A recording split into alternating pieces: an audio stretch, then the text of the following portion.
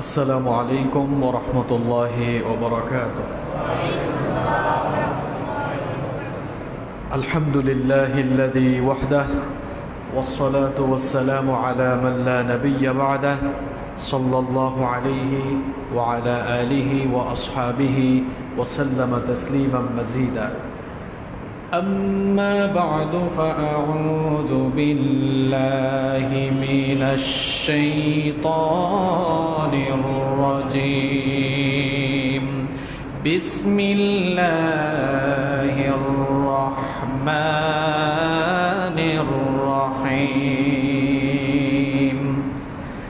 وإذ قال موسى لقومه يا قوم اذكروا نعمة الله عليكم إذ جعل فيكم أنبياء وجعلكم ملوكا وآتاكم ما لم يؤت أحدا من العالمين. يا قوم ادخلوا الأرض المقدسة التي كتب الله لكم ولا ترتدوا على أدباركم فتنقلبوا خاسرين. صدق الله العظيم. উপস্থিত সম্মানিত মুমিনুন, মুত্তাকুন, মুসাল্লুন ভাইরা, সর্বপ্রথম আল্লাহ সুবহানাহু ওয়া তাআলার শুকরিয়া আদায় করছি, যিনি আমাদেরকে সাইয়্যিদুল আইয়াম, সপ্তাহের শ্রেষ্ঠ দিন জুমার দিনে সবার আগে মসজিদে সমবেত হয়ে আলোচনায় শামিল হওয়ার তৌফিক দিয়েছেন। সেজন্যে আমরা আমাদের মহান রবের দরবারে শুকরিয়া আদায় করছি, আলহামদুলিল্লাহ। দরুদ এবং সালাম পেশ করছি বিশ্ব মানবতার মুক্তির অগ্রদূত নবিয়ুনা ওয়া সাইয়্যিদুনা ওয়া কুদওয়াতুনা মুহাম্মাদুর রাসূলুল্লাহ সাল্লাল্লাহু আলাইহি ওয়াসাল্লামের প্রতি, যাকে আল্লাহ তাআলা রাহমাতাল লিল আলামিন হিসেবে এ ধরার বুকে প্রেরণ করেছেন। আল্লাহুম্মা সাল্লি ওয়া সাল্লিম ওয়া বারিক আলাইহি। সম্মানিত মুসল্লিবৃন্দ, নবীদের দাওয়াতি জীবন এই শিরোনামে আলোচনায় আজ আমরা ১৬তম পর্বে এসে উপনীত হয়েছি, আলহামদুলিল্লাহ। সাগরডুবি থেকে নাজাত পাওয়ার পর মুসা আলাইহিস সালামের কওম বনি ইসরাইল, তাদেরকে আল্লাহ তাআলা আদেশ দিয়েছিলেন মুসা আলাইহিস সালামের সাথে তারা যেন তাদের পূর্বপুরুষদের ভূমি কেনানের উদ্দেশ্যে শাম তথা সিরিয়া অভিমুখে যাত্রা করে। আল্লাহ তাআলার কাছ থেকে এই আদেশ পাওয়ার পর সাইয়েদনা মুসা আলাইহিস সালাম তিনি তার কওম বনি ইসরাইলকে নিয়ে তার পূর্বপুরুষদের ভূমি কেনানের উদ্দেশ্যে মিশরের তিনি এবার সিরিয়া অভিমুখে যাত্রা করলেন। যাত্রাপথে তার অবাধ্য এই কওম আল্লাহ তাআলার সঙ্গে সীমালঙ্ঘন এবং কীরকম অবাধ্য আচরণ করেছিল, বিগত জুমায় কোরআন থেকে তা আপনাদের সামনে তুলে ধরেছিলাম। সিনাই উপত্যকা পেরিয়ে তুর পাহাড়ে পৌঁছা পর্যন্ত মূর্তি পূজার আবদার, বাছুরের পূজা এবং তার শাস্তি, মুসা আলাইহিস সালামের তাওরাত কিতাব লাভ, আল্লাহর সঙ্গে কথা বলা এবং তাওরাত কিতাব লাভ করার পরে বনে ইসরাইলের তা মানতে অস্বীকার এবং তুর পাহাড় উঠিয়ে ভয় প্রদর্শন, আল্লাহ তাআলাকে সচক্ষে দেখার জিদ এবং তার ভয়াবহ যে গজব তাদের উপরে নেমে এসেছিল, ভয়াবহ পরিণাম, সেগুলো গত জুমায় আমি আপনাদের সামনে তুলে ধরেছিলাম। সাগরডুবি থেকে নাজাত পাওয়ার পর মুসা আলাইহিস সালামের কওম একের পর এক আল্লাহ তাআলার সঙ্গে তারা অবাধ্যতায় লিপ্ত হলো। মুসা আলাইহিস সালামকে আল্লাহ তাআলা আদেশ করলেন তিনি যেন তার কওম বনি ইসরাইলকে নিয়ে সিরিয়া অভিমুখে যাত্রা করেন। আল্লাহ তাআলার কাছ থেকে এই নির্দেশ পাওয়ার পর সাইয়েদনা মুসা আলাইহিস সালাম তিনি তার কওম বনি ইসরাইলকে নিয়ে সিরিয়া অভিমুখে এবার যাত্রা করলেন। মুসা আলাইহিস সালাম তিনি তার কওম বনি ইসরাইলকে নিয়ে যখন সিরিয়া অভিমুখে যাত্রা করলেন, রওনা হওয়ার প্রাক্কালে তিনি তার কওম বনি ইসরাইলকে আল্লাহ প্রদত্ত নিয়ামতের কথা স্মরণ করিয়ে বনি ইসরাইলকে তিনি উত্তম কিছু নসিহত করেছিলেন যেন তারা এর পরবর্তীতে আবারও আল্লাহর সঙ্গে অবাধ্যতায় লিপ্ত না হয়। মুসা আলাইহিস সালাম তার কওমকে তখন উত্তম কিছু নসিহত করে বলেছিলেন। কোরআনুল কারীমের 5 নম্বর সূরা সূরাতুল মাইদা এর 20 নম্বর আয়াত থেকে বর্ণিত হয়েছে, وَإِذْ قَالَ مُوسَى لِقَوْمِهِ يَا قَوْمِ اذْكُرُوا نِعْمَةَ اللَّهِ عَلَيْكُمْ إِذْ جَعَلَ فِيكُمْ أَنْبِيَاءَ وَجَعَلَكُمْ مُلُوكًا وَآتَاكُمْ مَا لَمْ يُؤْتِ أحدا من العالمين। আল্লাহ তাআলা বলছেন, আর স্মরণ করো যখন মূসা তার কওমকে বলেছিল, হে আমার কওম, হে আমার সম্প্রদায়, তোমাদের উপরে আল্লাহ প্রদত্ত নিয়ামতের কথা তোমরা স্মরণ করো। ইদ জাআলা ফীকুম আম্বিয়া, তিনি তোমাদের মধ্য থেকে নবী বানিয়েছেন। ওয়া জাআলাকুম মুলুকা, এবং তোমাদেরকে তিনি রাজ্যের অধিপতি বানিয়েছেন। ওয়া আতাকুম মা লাম ইউতি আহাদাম মিনাল আলামিন, আর তোমাদেরকে আল্লাহ তাআলা এমন কিছু দান করেছেন যা সৃষ্টির কাউকে আল্লাহ দান করেন নাই। সুবহানাল্লাহ। আল্লাহ তাআলা মুসা নবীকে আদেশ দিলেন, সাগর ডুবি থেকে নাজাত পাওয়ার পর মুসা আলাইহিস সালামকে আল্লাহ আদেশ দিলেন, তুমি তোমার কওম এই বনি ইসরাইলকে নিয়ে সিরিয়ার উদ্দেশ্যে যাত্রা করো। এখন মুসা আলাইহিস সালামের কওমের একটি জাতিগত স্বভাব ছিল যে তারা আল্লাহর কাছ থেকে নিয়ামত পায় আর নাশুকরি করে, নিয়ামত পায় আল্লাহর সাথে অবাধ্যতায় লিপ্ত হয়। তো মুসা আলাইহিস সালাম রওনা হওয়ার প্রাক্কালে তাদের উপরে আল্লাহ প্রদত্ত 3টি বিশেষ নিয়ামতের কথা তাদেরকে স্মরণ করিয়ে দিলেন যেন এই বেপরুয়া স্বভাব তাদের কাছ থেকে রিমুভ হয়। কয়টি নিয়ামতের কথা? 3টি। 1 নম্বর নিয়ামতের কথা তাদেরকে স্মরণ করিয়ে দিলেন, ইদ জাআলা ফীকুম আম্বিয়া, আল্লাহ তাআলা তোমাদের মধ্য থেকে নবী বানিয়েছেন। অর্থাৎ আল্লাহ তাআলা তোমাদের মধ্য থেকে এই বনি ইসরাইল কওম থেকে অসংখ্য নবী বানিয়েছেন। এক কথায় যদি আমি আপনাদেরকে বুঝাতে চাই যে বনি ইসরাইলে আল্লাহ কত নবী দিয়েছেন,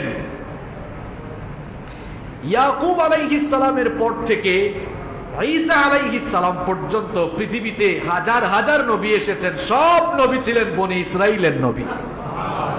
চিন্তা করেছেন এই বনি ইসরাইলে কত হাজার নবী এসেছে? আল্লাহু আকবার। বনি ইসরাইল কারা? বনি ইসরাইলে কত নবী এসেছেন এটা বুঝতে হলে আগে আপনাকে জানতে হবে বনি ইসরাইল কারা। ইব্রাহিম আলাইহিস সালাম নাম জানেন তো আপনারা? তিনি আমাদের মুসলিম মিল্লাতের জাতির পিতা। ইব্রাহিম আলাইহিস সালামের একাধিক স্ত্রী ছিল। তার 2 জন স্ত্রীর গর্ভ থেকে 2টি বংশধারা এই পৃথিবীতে সুখ্যাতি লাভ করেছে। ইব্রাহিম আলাইহিস সালামের স্ত্রী হাজেরা, তার গর্ভ থেকে জন্ম নিয়েছেন ইসমাঈল আলাইহিস সালাম। ইসমাঈল আলাইহিস সালামের এই বংশেই এসেছেন সর্বশেষ নবী মুহাম্মদুর রাসূলুল্লাহ সাল্লাল্লাহু আলাইহি ওয়াসাল্লাম। ইসমাঈলি বংশেই এসেছেন মুহাম্মদ সাল্লাল্লাহু আলাইহি ওয়াসাল্লাম। এখানে আপনাদেরকে জেনে রাখতে হবে এই ইসমাঈলি বংশে ইসমাঈল আলাইহিস সালামের পরে আমাদের নবীর আগ পর্যন্ত এই বংশে আর কোনো নবীর আগমন হয় নাই। কিন্তু ইব্রাহিম আলাইহিস সালামের অন্য স্ত্রী সারা, তার গর্ভ থেকে জন্ম নিয়েছিলেন ইসহাক আলাইহিস সালাম। নাম শুনেছেন তো আপনারা? এই ইসহাক আলাইহিস সালামের ছেলে ছিলেন ইয়াকুব আলাইহিস সালাম, যার আরেকটি নাম ছিল ইসরাইল। ইসরাইল মানে হচ্ছে আল্লাহর বান্দা। তো এই ইয়াকুব আলাইহিস সালামের 12টি পুত্র সন্তান ছিল। কয়টি পুত্র সন্তান? ইয়াকুব আলাইহিস সালামের এই 12টি পুত্র সন্তান থেকে এই যে বংশধারা নেমে এসেছে এদেরকে বলা হয় বানু ইসরাইল, অর্থাৎ ইসরায়েলি বংশের সন্তানগণ। ইসহাক আলাইহিস সালামের পরে, ইয়াকুব আলাইহিস সালামের পরে তার এই 12টি ছেলে, তার এই 12টি সন্তানদের বংশধারা থেকেই পৃথিবীতে এর পরবর্তী সমস্ত নবীদের আগমন হয়েছে। অর্থাৎ ইয়াকুব আলাইহিস সালামের এই সন্তানদের যে বংশধারা, এইখানেই নবীগণের আগমন হয়েছে সবচেয়ে বেশি। এমনকি ঈসা আলাইহিস সালামের আগ পর্যন্ত পৃথিবীতে যত নবী এসেছেন সবাই ছিলেন বনি ইসরাইলের নবী। আল্লাহু আকবার। এখানে মুসা আলাইহিস সালাম বনি ইসরাইলের উপরে আল্লাহর নেয়ামতের কথাগুলো স্মরণ করিয়ে দিচ্ছেন। এক নম্বরে বলছেন, তোমরা আল্লাহর নেয়ামতের কথাগুলো স্মরণ করো। আল্লাহ তো তোমাদের মধ্যেই নবুয়ত দিয়েছেন, অর্থাৎ তোমাদের মধ্যেই দুনিয়ার সবচাইতে বেশি নবী বানিয়েছেন। সুবহানাল্লাহ। এটা ছিল বনি ইসরাইলের উপরে আল্লাহর একটি বিশেষ নেয়ামত। 2 নম্বর নেয়ামতের কথা মুসা আলাইহিস সালাম স্মরণ করিয়ে দিলেন, ওয়াজআলাকুম মুলুকা। শুধু যে তোমাদেরকে নবী বানিয়েছেন তাই নয়, আল্লাহ তাআলা তোমাদেরকে রাষ্ট্র ক্ষমতা, রাজ্যের ক্ষমতা, রাষ্ট্র ক্ষমতাও দিয়েছেন। সুবহানাল্লাহ। বনি ইসরাইলের মধ্যে সর্বপ্রথম যাকে নবুয়তের পাশাপাশি রাষ্ট্র ক্ষমতা দেওয়া হয়েছিল তার নাম হচ্ছে ইউসুফ আলাইহিস সালাম। এখন তো এক হুজুর ইউসুফ আলাইহিস সালামের স্বপ্নের ব্যাখ্যা করতে গিয়ে অলরেডি আটকি আছেন, ঠিক কি না? তো কোরআন থেকে কি ইউসুফ নবীর কাহিনী বলা এটা কি অপরাধ নাকি? ইউসুফ আলাইহিস সালামের স্বপ্নের ব্যাখ্যা ছিল ইউসুফ আলাইহিস সালামকে আল্লাহ তাআলা জেলখানা থেকে বের করে মিশরের রাষ্ট্র ক্ষমতায় বসিয়েছিলেন। এটি হচ্ছে কোরআনের সুস্পষ্ট কথা। এই সুস্পষ্ট কথাগুলো বললে তোমার এত গায়ে লাগে কেন? আমার তো বুঝে আসে না। তাহলে কি আলেমগণ কোরআনের কথা বলা বন্ধ করে দিবেন নাকি? এটা তো সকলেরই জানা কথা। বনি ইসরাইল জাতির মধ্যে সর্বপ্রথম যেই নবীকে রাষ্ট্রের মসনদে, ক্ষমতার গদিতে যাকে বসানো হয়েছিল তিনি হচ্ছেন ইউসুফ আলাইহিস সালাম। কি ভুল বলেছি নাকি আমি? আপনি সূরা ইউসুফ পড়েন, তাহলেই আপনার বিবেকের দরজা খুলে যাবে ইনশাআল্লাহ। শুধু কি ইউসুফ নবীকেই দেওয়া হয়েছে? এই যে মুসা আলাইহিস সালাম, বনি ইসরাইল, এদের স্বভাবগত বৈশিষ্ট্যই হচ্ছে শুধু বেয়াদবি করা। এই বেয়াদব অবাধ্য জাতিকে মুসা নবী বলতেছেন যে তোমাদের উপর আল্লাহর অনুগ্রহগুলোর কথা স্মরণ করো। নবীও বানিয়েছেন, অন্যদিকে তোমাদেরকে রাষ্ট্রের মালিকও বানিয়েছেন। সুবহানাল্লাহ। শুধু ইউসুফ নবীকে, এর পরবর্তীতে আল্লাহ তাআলা দাউদ আলাইহিস সালামকে রাষ্ট্র ক্ষমতা দিয়েছেন। এরপরে দাউদ আলাইহিস সালামের ছেলে সুলাইমান নবীকে আল্লাহ তাআলা মাত্র 13 বছর বয়সে সিংহাসনে বসিয়ে গোটা পৃথিবী তাকে দিয়ে শাসন করিয়েছেন। এভাবে আল্লাহ তাআলা বনি ইসরাইলের মধ্যে রাষ্ট্র ক্ষমতা দিয়েছেন। এবার আসেন বুখারী শরীফের হাদিস, মুসলিম শরীফের হাদিসে কি এসেছে সেটা একটু জেনে নেই। আবু হুরায়রা রাদিয়াল্লাহু আনহু এই হাদিসটি বর্ণনা করেছেন। তিনি বলছেন রাসূল করিম সাল্লাল্লাহু আলাইহি ওয়াসাল্লাম বলেছেন, কানাত বানু ইসরাঈল তাসুসুহুমুল আম্বিয়া। এটা আমার কথা? বুখারী শরীফের হাদিস, মুসলিম শরীফে এসেছে। আল্লাহর নবী বলেছেন বনি ইসরাইলের নবীরা তাদের উম্মতদেরকে শাসন করতেন। বনি ইসরাইলের নবীরা উম্মতদেরকে কি করতেন? শাসন করতেন। কুল্লামা হালাকা নাবিয়্যুন খালাফাহু নাবিয়্যুন। ভালো করে শুনেন, আল্লাহর নবী বলছেন যখনই কোন নবীর ওফাত হতো, পরবর্তী নবী আসার পর সেই নবী আবার উম্মতদেরকে শাসন করতেন। তাহলে বোঝা গেল বনি ইসরাইলের নবীরা একদিকে নবীগিরি করেছেন, অর্থাৎ নবীওয়ালা দায়িত্ব পালন করেছেন, অন্যদিকে রাষ্ট্র ক্ষমতা ফেরাউন আর নমরুদি স্বভাবের মানুষদের হাতে দিয়ে নিজেরা তসবিহ হাতে বসে থাকেন নাই। তারা একদিকে কালেমার দাওয়াত দিয়েছেন, অন্যদিকে রাষ্ট্র ক্ষমতা গ্রহণ করে রাষ্ট্র পরিচালনা করেছে। এটি বুখারীর হাদিস, এটি মুসলিমের হাদিস। এখন মুসলমান নামধারী, মুসলমান বেশভূষা ধারণকারী কিছু মানুষের পয়দা হয়েছে।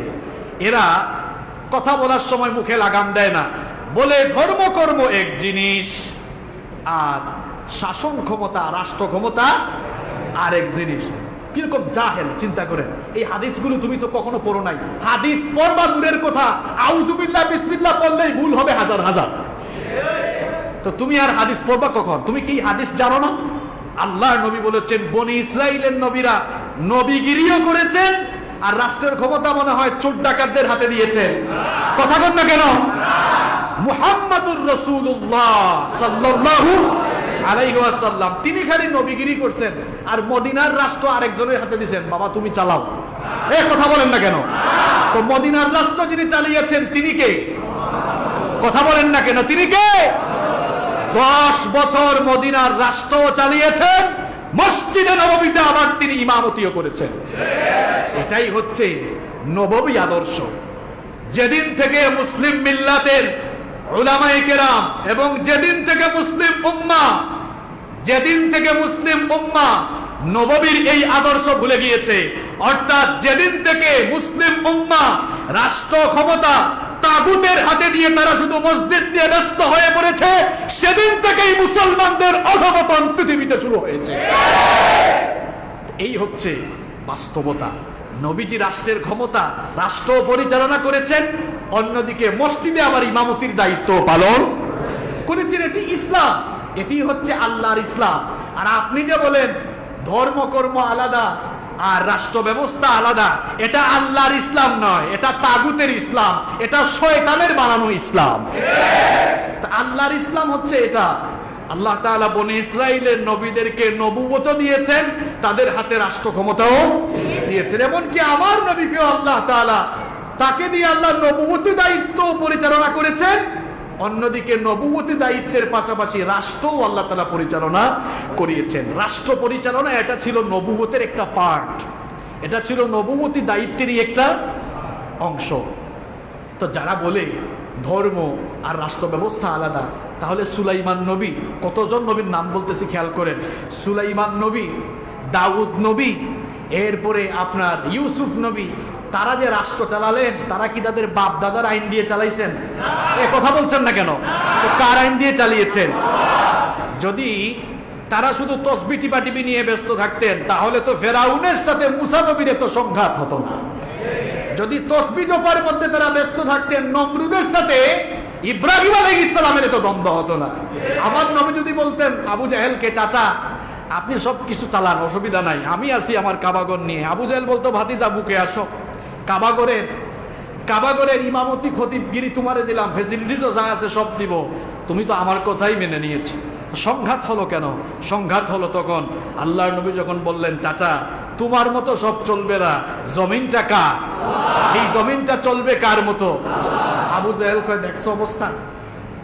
এরপরেই তো সংঘাত শুরু হয়ে গেল। কথাগুলো কেন বললাম? এই যে আল্লাহ তাআলা মুসা আলাইহিস সালামকে দিয়ে তার কওমকে বলাচ্ছেন যে তুমি তোমার কওমকে বলো, তোমাদের উপরে আল্লাহর অনুগ্রহের কথা স্মরণ করো, তোমাদেরকে আল্লাহ নবুয়ত দিয়েছেন, অন্যদিকে তোমাদেরকে রাষ্ট্র ক্ষমতাও দিয়েছেন। 3 নাম্বার নেয়ামতের কথা মুসা আলাইহিস সালাম তার জাতিকে বলছেন, ওয়া আতাকুম মা লাম ইউতি আহাদাম মিনাল আলামিন, এবং তোমাদেরকে এমন কিছু বিশেষ নেয়ামত দিয়েছেন যা জগতের কাউকে আল্লাহ দেন নাই। সুবহানাল্লাহ। এর ব্যাখ্যায় প্রায় সমস্ত তাফসীরের কিতাবগুলোতে এসেছে, অর্থাৎ বনি ইসরাইল হচ্ছে পৃথিবীর একমাত্র জাতি, এদেরকে আল্লাহ তাআলা ধর্মীয় নেতৃত্ব, সামাজিক এবং রাষ্ট্রীয় নেতৃত্ব সবগুলো আল্লাহ এদেরকে দিয়েছিলেন। সুবহানাল্লাহ।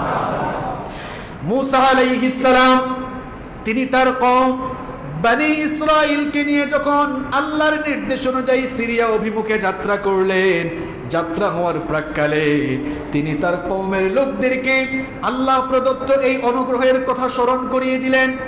এরপরে তিনি তার কওমকে বললেন, সূরা মাঈদার 21 নম্বর আয়াত, ইয়া কওমি দুখুলুল আরদাল মুকাদ্দাসাতাল্লাতী কাতাবাল্লাহু লাকুম ওয়া লা তারতাদ্দু আলা আদবারিকুম ফাতানকালিবু খাসিরিন।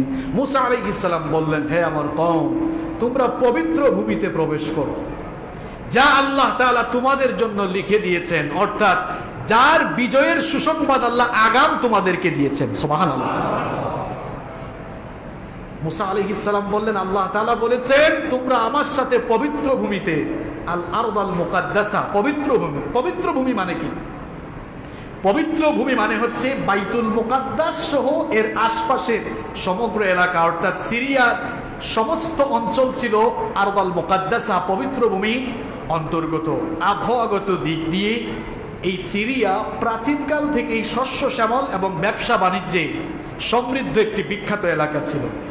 জাহিলি যুগে মক্কার ব্যবসায়ীগণ নিয়মিতভাবে ইয়ামেন এবং সিরিয়ার এই অঞ্চলগুলো তারা শীতকালে গ্রীষ্মকালে ব্যবসায়িকভাবে সফর করত এবং এই দুটি সফরের উপরেই তাদের জীবিকা নির্ভর করত। এমনকি এই পবিত্র ভূমিকে আল্লাহ তাআলা কোরআনুল কারীমে সূরা বনী ইসরাঈলের প্রথম আয়াতে এই পবিত্র ভূমিকে আল্লাহ তাআলা এভাবে বলেছেন যে বারাকনা হাওলাহু সুবহানাল্লাযী আসরা বিআবদিহি লাইলাম মিনাল মাসজিদিল হারামি ইলাল মাসজিদিল আকসা আল্লাযী বারাকনা হাওলাহু। আল্লাহ বলছেন এর চতুর্পাশ আমি বরকত দিয়ে ভরে রেখেছি। সুবহানাল্লাহ। এই বরকত মুফাসসিরগণ বলছেন এই বরকত এটা দুনিয়াবি বরকতও আছে, জাগতিক বরকতও আছে, আবার ধর্মীয় দৃষ্টিকোণ থেকেও এই অঞ্চলটি ছিল বরকতময়। ধর্মীয় দৃষ্টিকোণ থেকে এই অঞ্চলটি বরকতময় কেন? কারণ এই ভূমিটি আমাদের মুসলিম মিল্লাতের জাতির পিতা ইব্রাহিম আলাইহিস সালাম, ইয়াকুব, দাউদ, সুলাইমান, ঈসা আলাইহিমুস সালাম সহ কয়েক হাজার নবীর জন্মস্থান, বাসস্থান, কর্মস্থল, মৃত্যুস্থান। সুবহানাল্লাহ। কোন অঞ্চল? বাইতুল মুকাদ্দাসের আশপাশ সহ সমগ্র সিরিয়ার অঞ্চল। এই অঞ্চলে অসংখ্য হাজার হাজার নবীর আগমন হয়েছে। এখানে তাদের জন্মস্থান, বাসস্থান, কর্মস্থান, মৃত্যুস্থান। এই জন্য ধর্মীয় দৃষ্টিকোণ থেকে এই অঞ্চলটি অত্যন্ত বরকতময়। আবার দুনিয়াবী দৃষ্টিকোণ থেকেও এই অঞ্চল অত্যন্ত বরকতময়, কারণ এই অঞ্চলেই রয়েছে অসংখ্য ঝর্ণা, বহমান নদ নদী, অসংখ্য ফল ফসলের বাগিচা সমূহ। এই জন্য একটি হাদিসে এসেছে, নবীজি বলেছেন দাজ্জালের আগমন যখন হবে, দাজ্জাল সমগ্র পৃথিবীতে বিচরণ করলেও 4টি মসজিদের কাছেও ঘেঁষতে পারবে না। কয়টি মসজিদের কাছে? 1 নাম্বার বাইতুল্লাহ, আল্লাহর ঘর। 2 নাম্বার হচ্ছে মসজিদে নববী, 3 নাম্বার বাইতুল মুকাদ্দাস, আর 4 নাম্বার মসজিদে তুর। এই 4টি মসজিদের আশেপাশেও দাজ্জাল যেতে পারবে। তো মুসা আলাইহিস সালামকে আল্লাহ তাআলা আদেশ দিলেন, তুমি তোমার কওমকে নিয়ে এই পবিত্র ভূমিতে প্রবেশ করো। তখন সিরিয়া অঞ্চল শাসন করত আমালেকা সম্প্রদায়। কোন সম্প্রদায়? কথা বলেন। আমালেকা সম্প্রদায়। এটা তো ক্লাস, আপনারা এগুলো জেনে যান। আজকের আলোচনা খুবই গুরুত্বপূর্ণ এবং সমসাময়িক। আল্লাহ তাআলা বললেন মুসা আলাইহিস সালামকে তোমার কওম নিয়ে পবিত্র ভূমি অর্থাৎ সিরিয়ায় প্রবেশ করো। আর তখন সিরিয়া শাসন করত কারা? আমালেকা সম্প্রদায়। এই আমালেকা সম্প্রদায় ছিল অত্যন্ত শক্তিশালী। এদের এক একজনের দৈহিক বৈশিষ্ট্য ছিল এমন যে তারা অত্যন্ত সুঠাম, বলিষ্ঠ এবং ভয়াবহ আকৃতি বিশিষ্ট ছিল। আল্লাহ তাআলা মুসা আলাইহিস সালামকে আদেশ দিলেন এই শক্তিশালী জাতির বিরুদ্ধে যুদ্ধ করে, জিহাদ করে এই সিরিয়া অঞ্চল তুমি তোমার কওম নিয়ে আল্লাহর রাস্তায় জিহাদ করে, যুদ্ধ করে দখল করে নাও। এখন তার এই কওমের লোকেরা, এরা তো জাতিগতভাবে একটু বেপরোয়া স্বভাবের, এরা এমনিতেই ভয় পাবে, এটা জানতেন কে? জন্য আল্লাহ তাআলা বললেন তোমার এই কওমকে জানিয়ে দাও যে এই ভূমি, এখানে জিহাদ হবে, যুদ্ধ হবে, কিন্তু এরা যতই শক্তিশালী হোক এরা বিজয় লাভ করতে পারবে না, বরং তোমার সম্প্রদায়কে আমি বিজয় দান করবো। সুবহানাল্লাহ। দেখেন আল্লাহ তাআলা আগাম বিজয়ের সুসংবাদ দিয়েছেন। আগাম বিজয়ের সুসংবাদ দেওয়ার পরেও জাতিগত বেপরোয়া স্বভাব বিশিষ্ট হওয়ার কারণে এরা এবার বেয়াদবি আচরণ শুরু করলো। মুসা আলাইহিস সালাম আল্লাহর কাছ থেকে বিজয়ের আগাম সুসংবাদ পেলেন।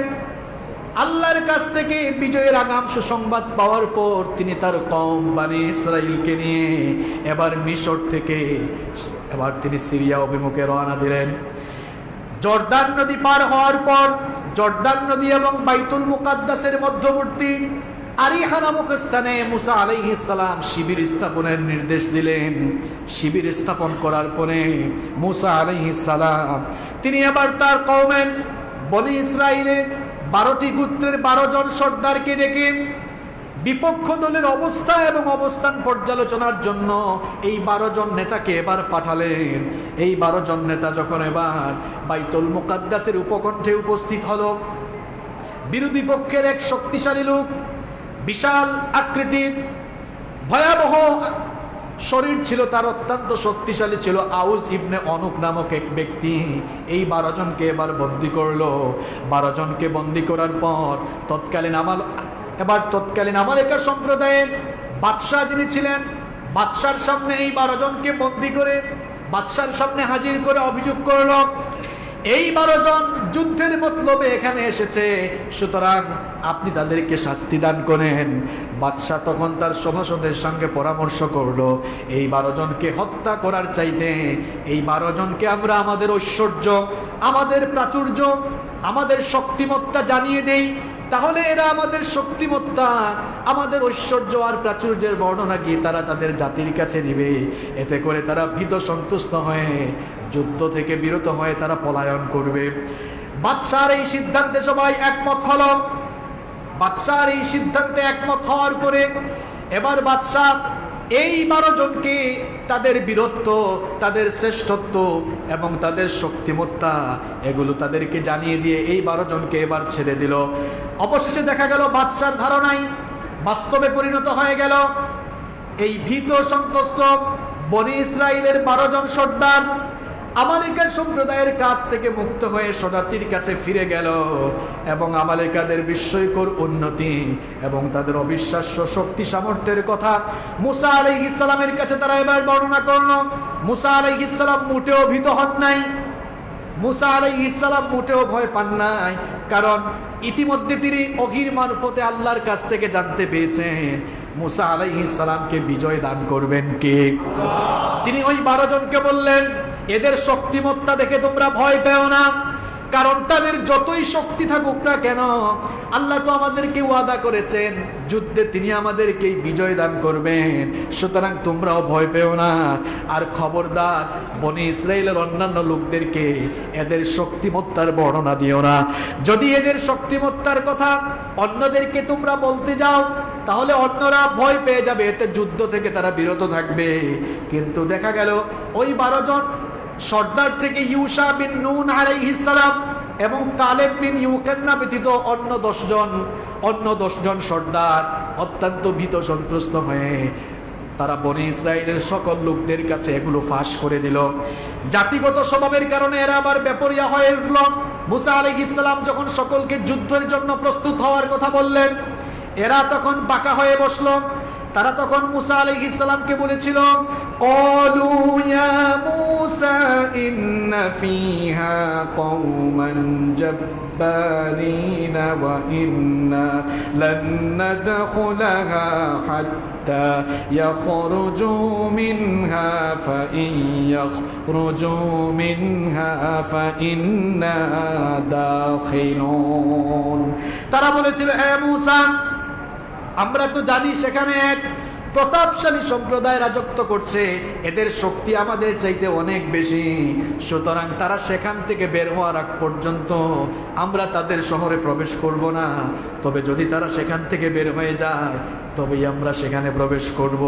অর্থাৎ তাদের ভাবখানা যেন এমন ছিল যে আমরা এই যুদ্ধ করে জিহাদ করে এত কষ্ট করে ওই ভূমি দখল করতে পারবো না, কারণ তাদের ভাবখানা এমন ছিল বা তারা মনে করেছিল ইতিপূর্বে তো মুসার মুআজিজার কারণে আমরা লোহিত সাগর পার হয়ে এসেছি এবং ফেরাউনের ধ্বংসলীলা দেখেছি, সুতরাং আল্লাহ তাআলা তো চাইলে মুসার মুআজিজা দিয়া এখনো তিনি আমালেকা সম্প্রদায়কে ধ্বংস করে এদেরকে সিরিয়া থেকে বের করে সিরিয়ার রাজত্ব আল্লাহ আমাদেরকে দিতে পারেন। আসলে আল্লাহ পারেন কিনা?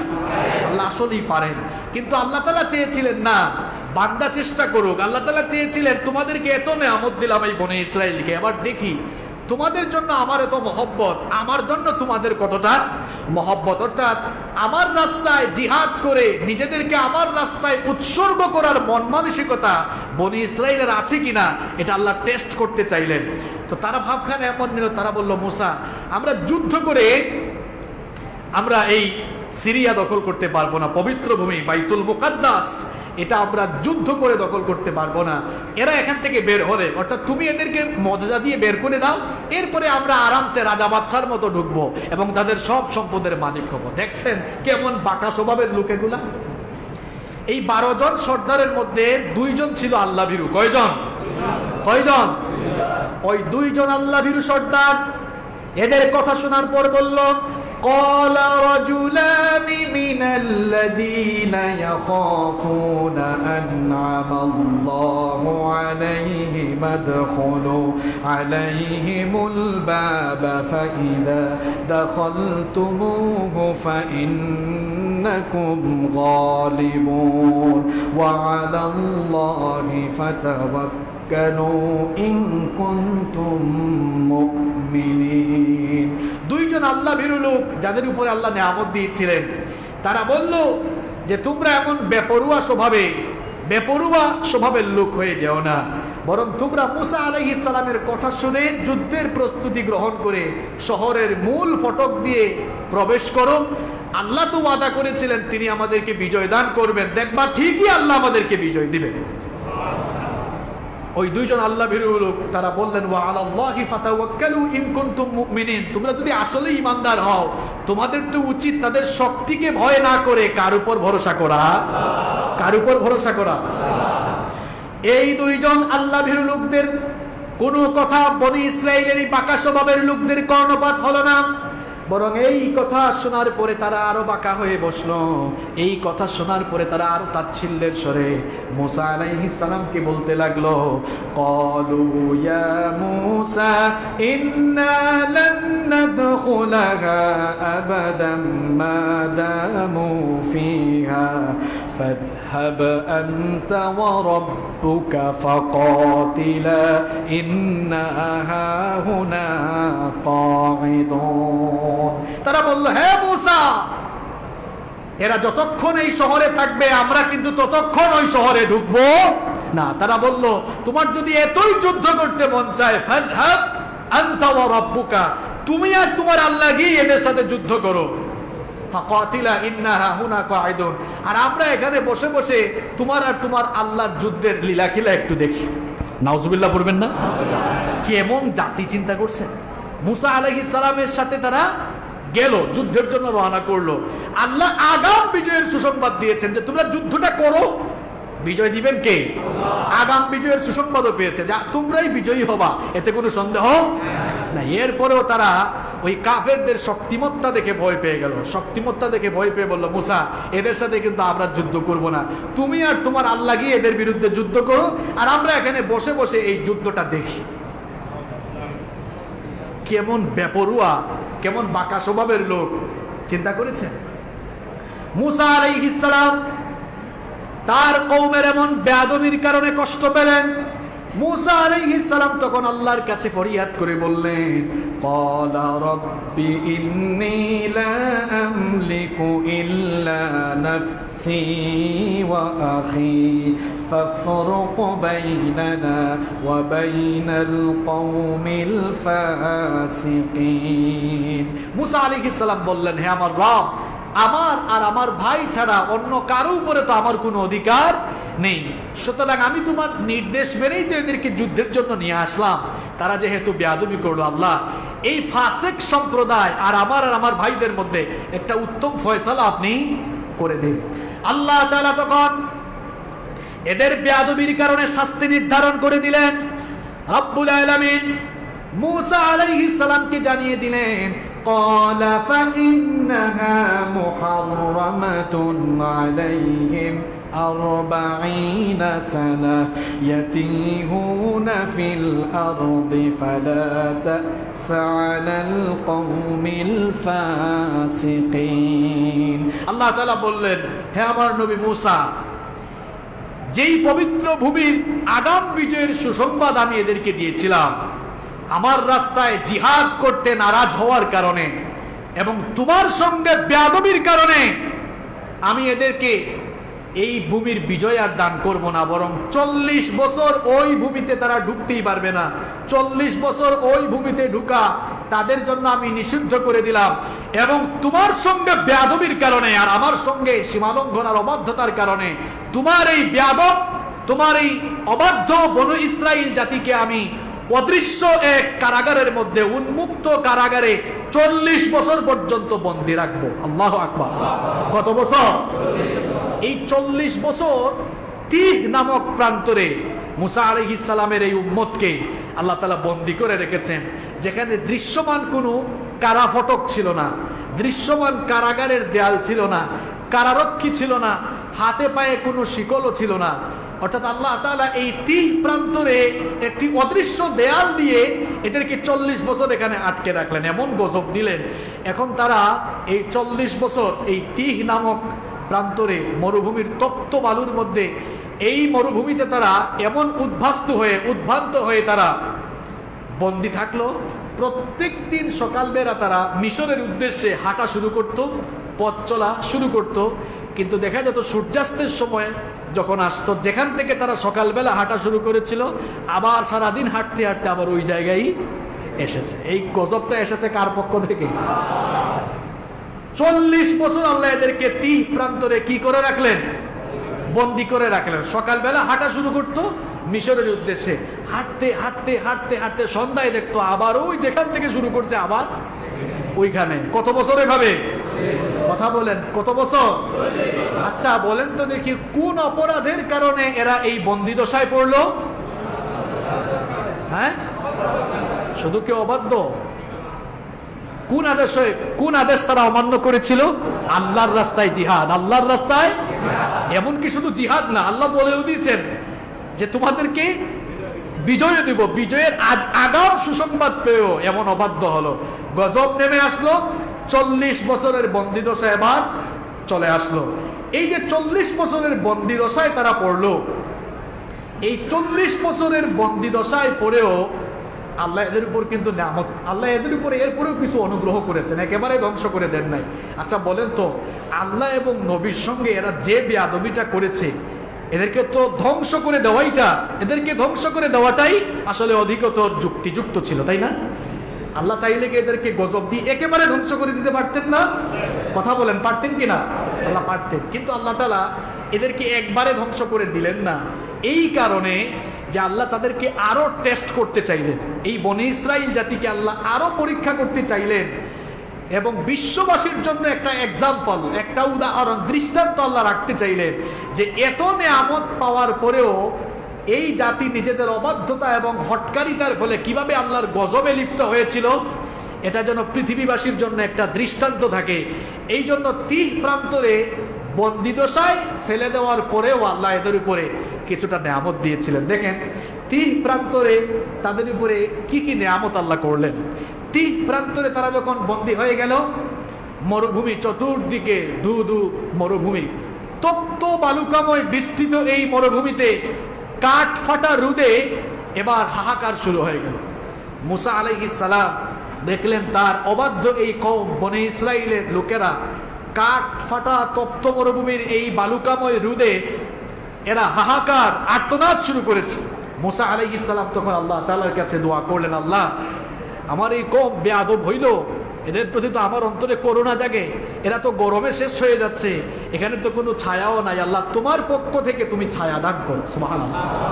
দেখেন এত বেয়াদবির পরেও মুসা নবী যখন দোয়া করলেন, মুসা নবীর দোয়া কবুল করেছেন কে? সূরা বাকারার 57 নম্বর আয়াতে এসেছে, আল্লাহ তাআলা বললেন ওয়াজাল্লালনা আলাইকুমুল গামাম। বনি ইসরাইল জাতি স্মরণ করো, এত বেয়াদবির পরেও তোমাদের নবী যখন ছায়া প্রার্থনা করলেন, আমি তখন শামিয়ানার মতো মেঘখণ্ড দ্বারা তোমাদেরকে শান্তিময় ছায়া দান করেছি। এত বেয়াদবির পরেও এই তপ্ত বালুকাময় মরুভূমিতে তাদেরকে ছায়া দিলেন কে? শুধু তাই না, দেখা গেল এই তপ্ত বালুকাময় বিশাল মরুভূমিতে তারা আটকা পড়েছে, সেখানে কোনো কুয়াও ছিল না, তাদের কাছে যে পানি মজুদ ছিল ওই পানিও এবার ফুরিয়ে গেল। এবার এই বেয়াদব অবাধ্য জাতির লোকেরা পানির জন্য পিপাসার্ত হয়ে হাহাকার আর্তনাদ শুরু করেছে। মুসা আলাইহিস সালামের কাছে এসে বলল, যা হওয়ার হয়েছে, এখন আল্লাহকে বলো আমাদেরকে পানি দিতে। তো মুসা আলাইহিস সালাম আল্লাহর কাছে পানি প্রার্থনা করলেন। মুসা নবীর এই দোয়া আল্লাহ ফিরিয়ে দিলেন না, এত বেয়াদবির পরেও বনি ইসরাইলকে আল্লাহ এবার পানি দিলেন। সুবহানাল্লাহ। এই ঘটনা কোরআনুল কারীমের 2 নম্বর সূরা সূরাতুল বাকারা এর 60 নম্বর আয়াতে এসেছে, আল্লাহ তাআলা বলছেন ওয়া ইদিস্তাসকা মূসা লিকওমিহি ফাকুলনা اضرب بعصاك الحجر فانفجرت منه 12 عينا قد علم كل أناس مشربهم كلوا واشربوا من رزق الله ولا تعثوا في الأرض مفسدين আল্লাহ তাআলা বলছেন স্মরণ করো যখন মূসা তার কওমের জন্য আল্লাহর কাছে পানি চাইলেন, আল্লাহ তাআলা বললেন মূসা তোমার হাতের লাঠি দিয়ে পাথরে আঘাত করো। মূসা আলাইহিস সালাম তার হাতের লাঠি দিয়ে যখন পাথরে আঘাত করলেন, এক আঘাতে পাথর থেকে 12টি ঝর্ণা দ্বারা উচ্চারিত হয়ে গেল। কয়টা ঝর্ণা? কারণ বনি ইসরাইলে কয়টা গোত্র ছিল? 12টি। দেখেন আল্লাহর ইনসাফটা কেমন, 12 গোত্রের জন্য 12টা ঝর্ণা দ্বারা আল্লাহ দিলেন। বললেন এবার যার যার ঘাট থেকে যার যার এবার পানি পান করবে। আর আল্লাহ জানিয়ে দিলেন খাও, এগুলো আমার দেওয়া রিজিক, তবে ওয়ালা তাআতাউ ফিল আরদি মুফসিদিন, পৃথিবীতে আর ফাসাদ করিও না। আল্লাহ বলেন আর ফাসাদ করিও না। এরা আবার নিয়ামত খাইলো, এরপরে আবার ফাসাদ শুরু করলো। কেমন ফাসাদ দেখেন, বনি ইসরাইল এক জাতি, আরে ভাই আমি যখন এগুলো পড়ি তখন আমি নিজেই অবাক হয়ে যাই, এই জাতির লোকেরা এত নিয়ামত পেয়ে কেমনে এত নাশুকরি করলো আল্লাহর সাথে। এখন তো পানির ব্যবস্থা হলো, আল্লাহ তাআলা এদেরকে 40 বছরের জন্য এখানে বন্দিত্ব দশায় আটকে রাখলেন। এখানে তপ্ত বালুকাময় মরুভূমিতে চাষাবাদের কোনো ব্যবস্থা নেই। কোথার থেকে যে তারা কোনো জায়গা থেকে যে তারা খাবার সংগ্রহ করবে সেই ব্যবস্থাও নাই। তাদের কাছে সামান্য যে খাবার মজুদ ছিল সেই খাবারও এবার ফুরিয়ে গেল। এবার মূসা আলাইহিস সালামকে বললো এবার আমরা খাবো কি? এই 30 প্রান্তরে তো এবার আমাদেরকে না খেয়ে মরতে হবে। মূসা আলাইহিস সালাম আল্লাহর কাছে এবার খাবার চাইলেন। বনি ইসরাইল হলো পৃথিবীর একমাত্র জাতি যারা দুনিয়ায় থেকে জান্নাতি খাবারের স্বাদ আস্বাদন করেছে। এত আস্তে সুবহানাল্লাহ বললেন, আমার কথা বুঝেন নাই? বনি ইসরাইল হচ্ছে পৃথিবীর একমাত্র বংশ, একমাত্র জাতি যারা দুনিয়াতে থেকে জান্নাতি খাবার খেয়ে ফেলেছে। মূসা আলাইহিস সালামকে বলল আমাদের খাবার দাবারের জন্য আল্লাহর কাছে একটু এবার প্রার্থনা করো। আল্লাহ তাআলা এত বেয়াদবির পরে, এত অবাধ্যতার পরেও এদেরকে এবার দেখেন খাবারের নিয়ামতটা কেমন দিলেন। সূরা বাকারার 57 নম্বর আয়াতে আল্লাহ তাআলা বললেন ওয়া আনজালনা আলাইকুমুল মান্না ওয়াস-সালওয়া কুলু মিন তাইয়্যিবাতি মা রাযাকনাকুম ওয়া মা যালামুনা ওয়ালাকিন কানু আনফুসাহুম ইয়াজলিমুন।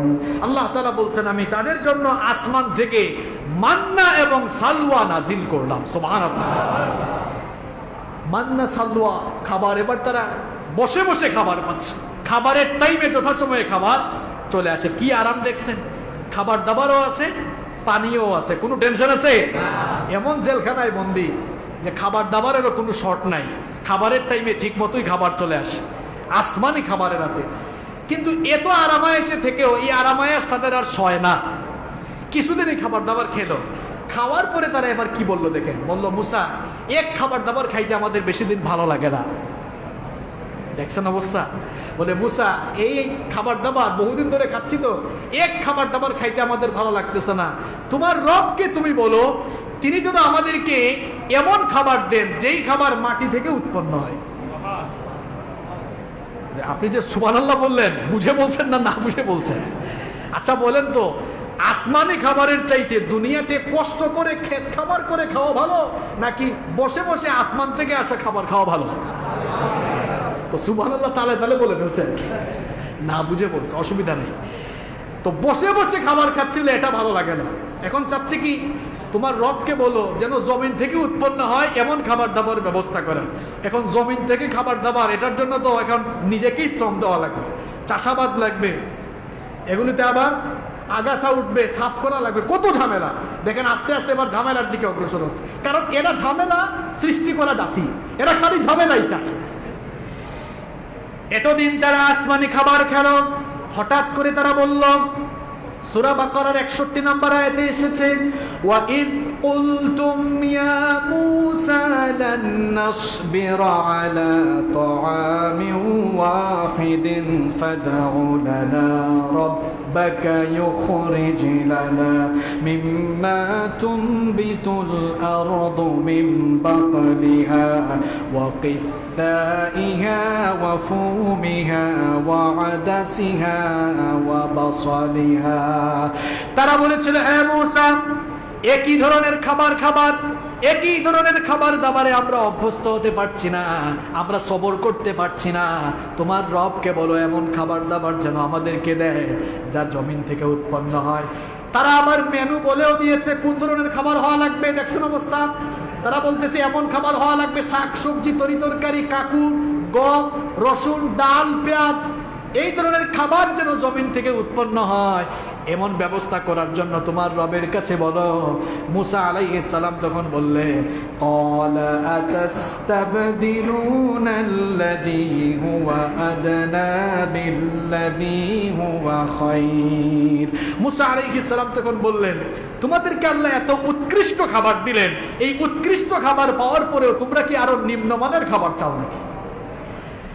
মুসা আলাইহিস সালাম বললেন যেহেতু নিম্নমানের খাবার খাবার শখই তোমাদের জাগছে, সুতরাং আল্লাহ আমাকে জানিয়েছেন ইহবিতু মিসরান ফাইন্না লাকুম মা সাআলতুম।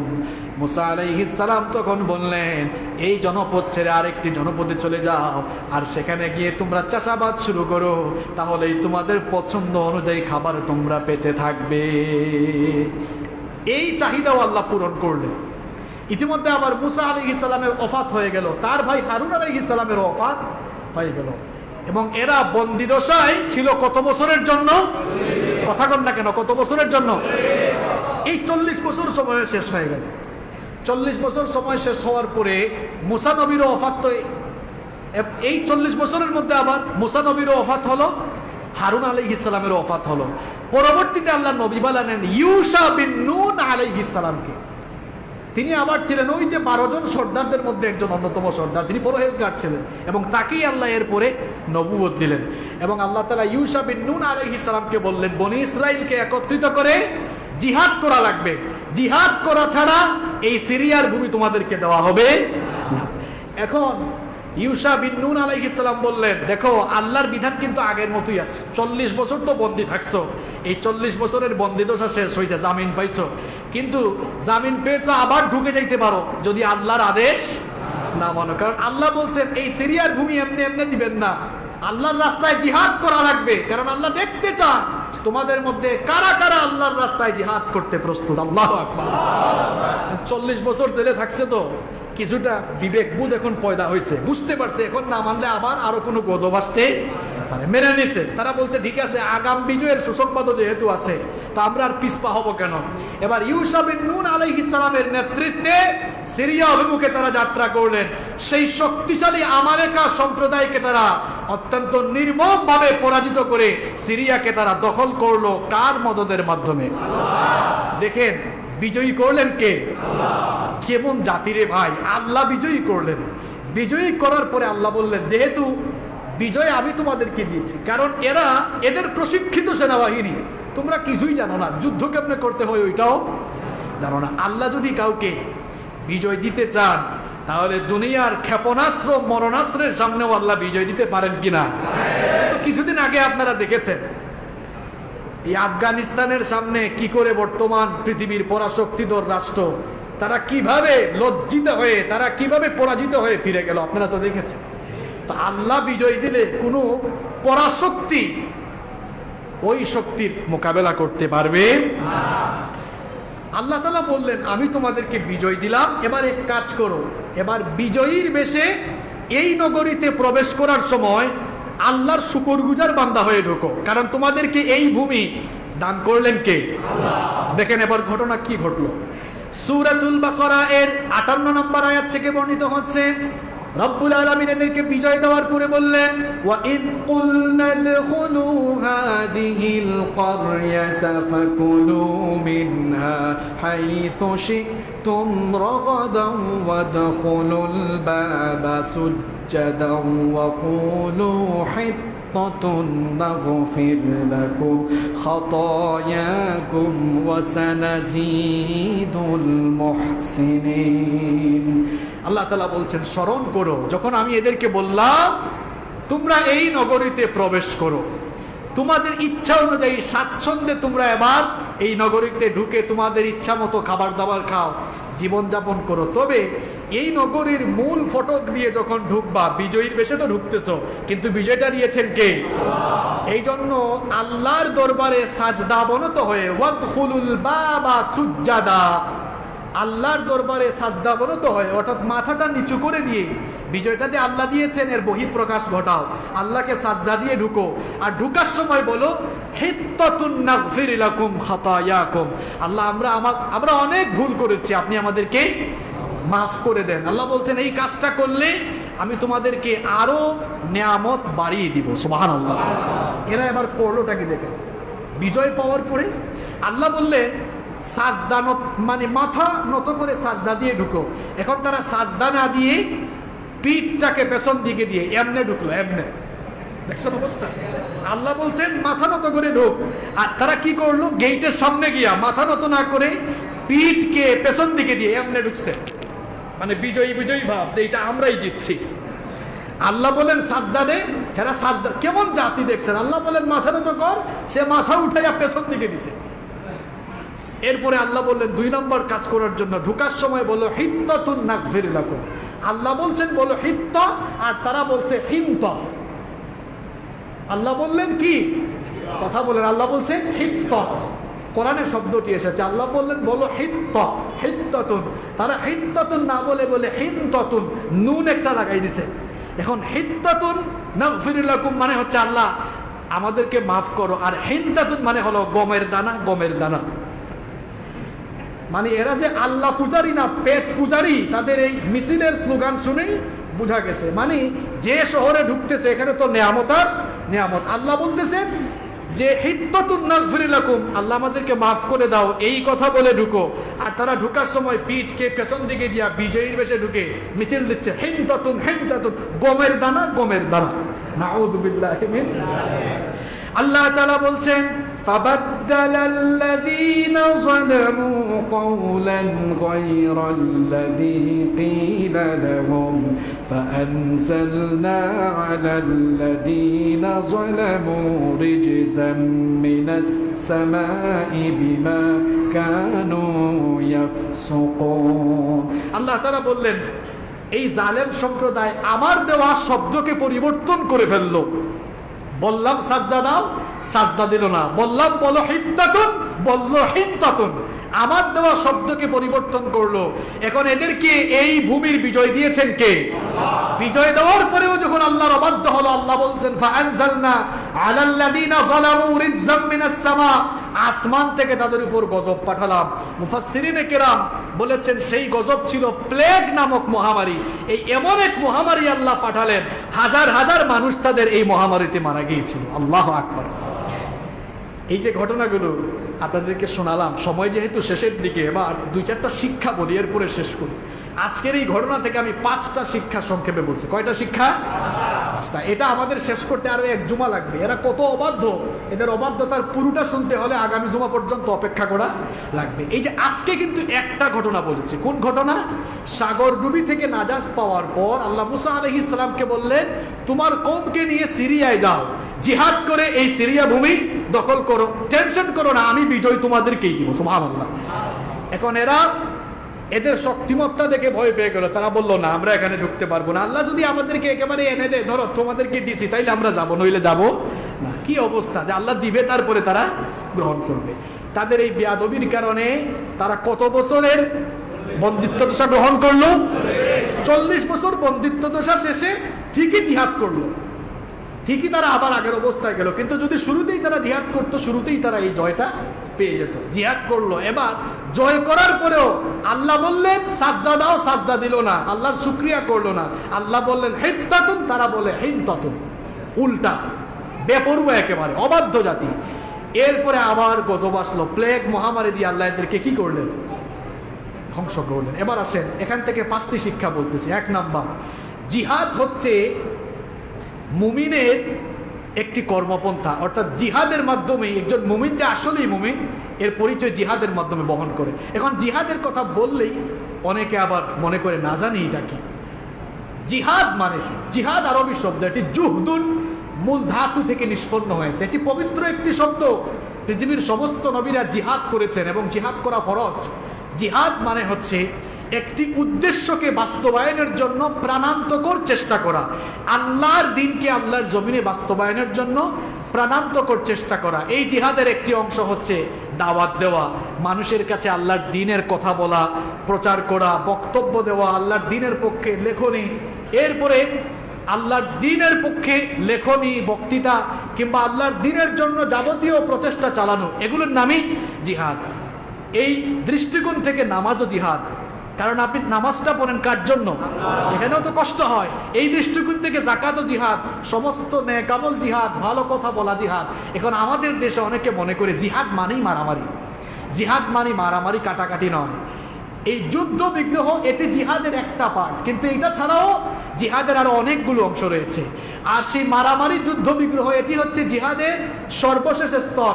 ইসলাম কাউকে কোনোদিন আগে আক্রমণ করে না, আক্রান্ত হলে পরে আক্রমণ করে। ওই যে আক্রান্ত হয়ে যাওয়ার পর আক্রমণ করে, ওইটাকে বলা হয় কিতাল ফি সাবিলিল্লাহ, অর্থাৎ আল্লাহর রাস্তায় লড়াই করা। কিন্তু এটাই জিহাদ নয়। অনেকে মনে করে জিহাদ আর সন্ত্রাসবাদ এক। না, সন্ত্রাসবাদ আর উগ্রবাদ এটি ইসলামে মারাত্মকভাবে, ইসলামে এটি অত্যন্ত জঘন্য অপরাধ।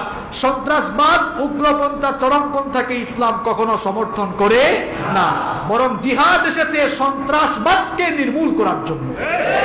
জিহাদ আর সন্ত্রাস এক জিনিস, আপনাকে বুঝতে হবে। তাহলে জিহাদ করা এটি মুমিনের একটি অন্যতম অংশ। আচ্ছা বলেন তো, যেই আল্লাহ তার কুদরত দিয়ে বনি ইসরাইলকে সাগর পাস করে দিলেন, এরপরে ফেরাউনকে ধ্বংস করে দিলেন, আল্লাহ তাআলা কি চাইলে পারতেন না যুদ্ধ বিগ্রহ ছাড়া সিরিয়ার ভূমি বনি ইসরাইলকে দান করতে? আল্লাহ পারতেন কিনা?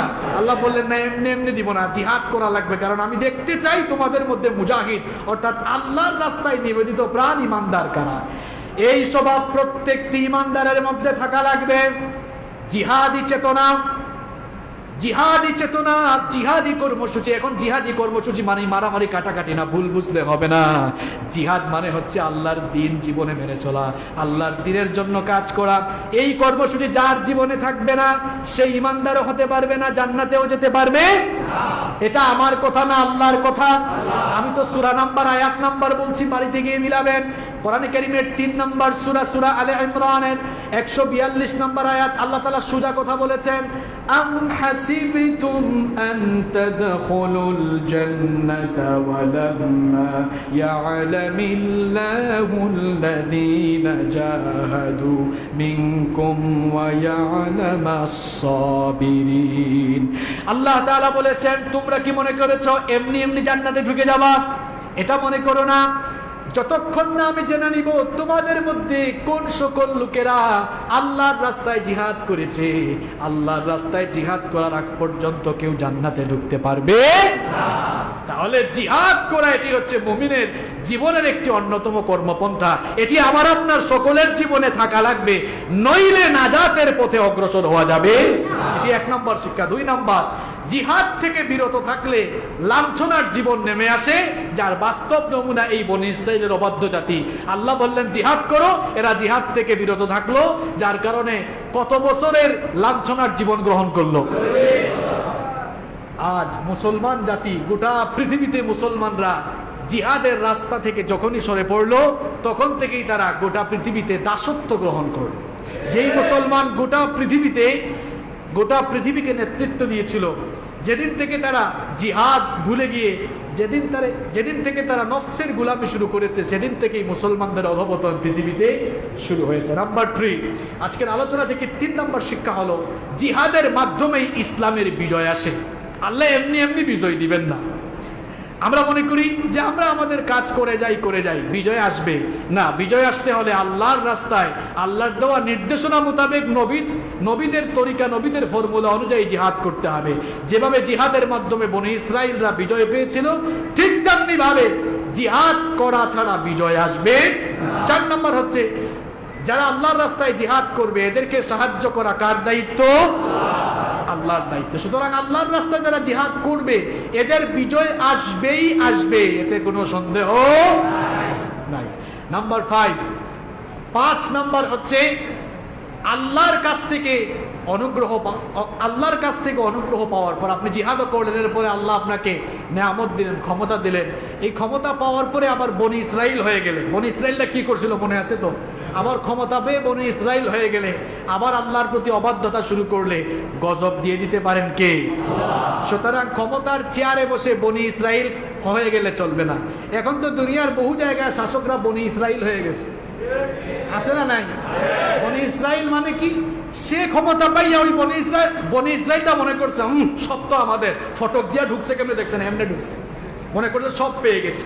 তো এই বনি ইসরাইল স্বভাবের অনেক শাসক দুনিয়ায় আছে, এরা ক্ষমতা পাইলে মনে করে সারা জীবনই ক্ষমতা থাকবে, এই জন্য যা মন চায় তাই করে আল্লাহর দিনপন্থী মানুষদের উপরে জুলুম নির্যাতন চালায়, এই জন্য আলেম উলামাদের উপরে নির্যাতন চালায়, এই জন্য কোরআনের কর্মীদের উপরে নির্যাতন চালায়। কখন যে কোন গজব আসবে এটা একজন ছাড়া কেউ জানে না, জানেন কে? আচ্ছা বলেন তো, বনি ইসরাইলের এরা ফটক দিয়ে ঢুকার সময় কি তারা কি ভেবেছিল যে কিছুক্ষণ পরেই মহামারী আসতেছে?